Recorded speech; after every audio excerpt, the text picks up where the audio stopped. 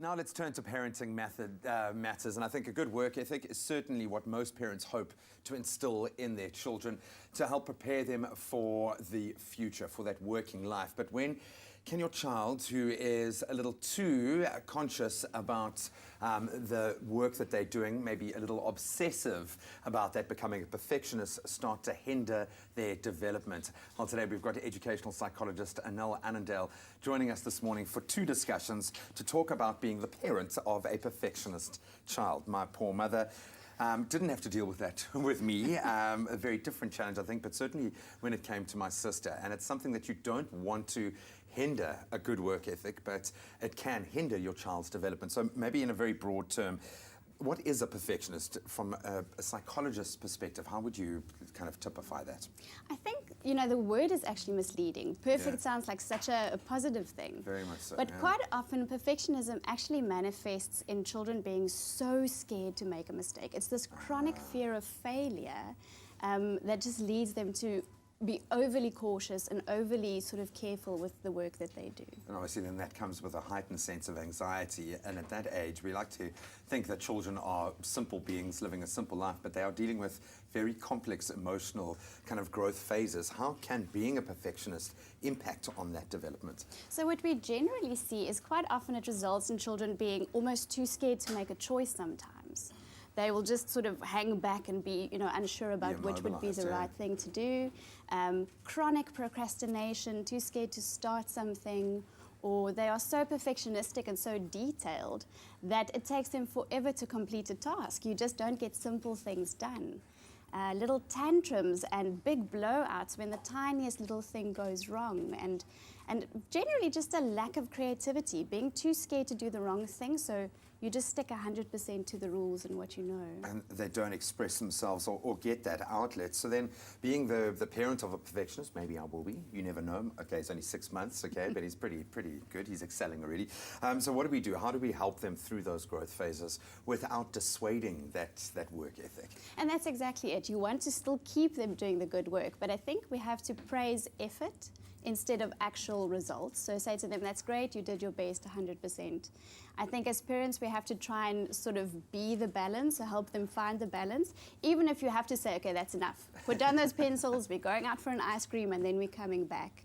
Helping them gain perspective. Quite often they can't see that a little mistake really isn't such a big deal. So just putting it, into perspective for them and saying this is a little thing, it won't have a very negative result on your marks or anything like that. And I think sometimes just being quite careful ourselves. I was going to say, because so much of this, you'd love to be able to just teach your child, but they are picking up those life lessons from the example that you're setting. Maybe an opportunity for you yourself, if you are a perfectionist. I come from an OCD family, which I love that fact because it really does balance me out, but maybe an opportunity for you to do a bit of work on your own self. Absolutely, yeah. I think we need to realize what we're portraying to them. Very, very interesting discussion this morning. Please stick around. We're going to continue on this. I'm picking up some absolute parenting gems there. And now joining us this morning to talk about raising a perfectionist child. How do we foster a good work ethic, but don't allow them to be caught up in that trap of being obsessive about their work? It's my feel-good breakfast show. All right, we are back talking all things parenting. Now, earlier this morning, we spoke about the challenges of raising a perfectionist child and how parents can help their children in striking a good balance. Now, we are continuing that conversation right now with our educational psychologist, Anel Annandale. Anel, lovely. Thank you for hanging out with us. Hope you've been sorted with some coffees and everything. Absolutely. Awesome. So let's continue this. There's a very fine line between a child that is a perfectionist and that is just diligent. What advice do you have for parents in making sure that you spot the right one? So what you really want to look for is the motivation behind that behavior. Children who are diligent really enjoy doing well. They get pleasure from putting in the effort. Whereas children who are perfectionistic, there's this anxiety that underlies making mistakes or not doing things 100% correctly. Okay. So it really is, why are they doing it and why does it manifest? Now, these traits of being a perfectionist as a child, I don't know, from what age can these things or these signs start manifesting? We see it very early, sometimes in children from the age of 3, but it really starts coming out when they start going to school. Wow. And can it be carried on into adulthood? Unfortunately, it can, and it becomes very self-defeating because we become these slaves to sort of our achievements, and if we're not doing well enough, we criticize ourselves. Yeah. So very careful to watch out for that. Now, you say unfortunately it can. So obviously there's a bit of a negative connotation to being a perfectionist, especially at a very, very young age.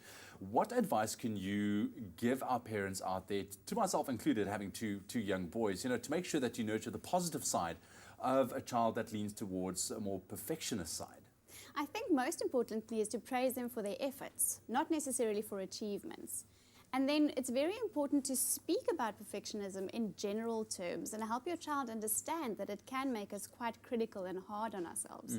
Help them find that balance. Help them understand that one mistake doesn't necessarily mean that you're a failure. Yeah. And preserve that self-esteem, because that's usually, you know, which takes the biggest knock, unfortunately. Because, I mean, it's great if you have a child that's, you know, very attentive to detail and wants things a certain way. Hopefully it comes to the playroom that needs to be spotless at all times.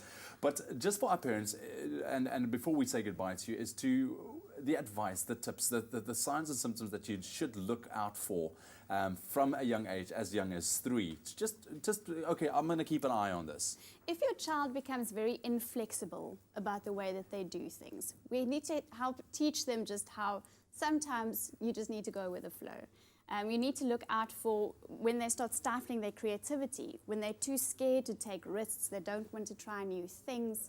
They might have complete tantrums when things just don't go, when things aren't 100% perfect. So look out for those things and help them find the balance. Which is normal for a 2-year-old. Very true.